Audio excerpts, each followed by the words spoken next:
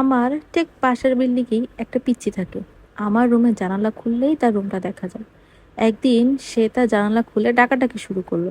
বলল, তুমি কি বাসাতেই থাকো? আমার বন্ধু হবা? তার কথা শুনে রীতিমতো থতমত খেয়ে গেলাম। পিচ্ছি মানুষ দেখে নিজেকে সামলে নিয়ে কথা বললাম তার সাথে। জানালো সে নাকি ক্লাস ওয়ানে পড়ে, তার আব্বু আম্মু দুজনেই জব করে, তার স্কুলে কোনো ফ্রেন্ড নেই, তার আম্মু কারোর সাথে মিশতেও তাকে দেয় না। বাসায় তার দাদু আছে, কিন্তু ওরাও তার সাথে বেশি একটা কথা বলে না। জানালা দিয়ে তার সাথে অনেকক্ষণ কথা হলো। তারপর 2 দিনও তার সাথে কথা হয়নি, নিজের কাজে নিজে ব্যস্ত হয়ে গিয়েছি। আমি রুমে জানালা খুলে নিজের মতো মোবাইল টিপতেছি।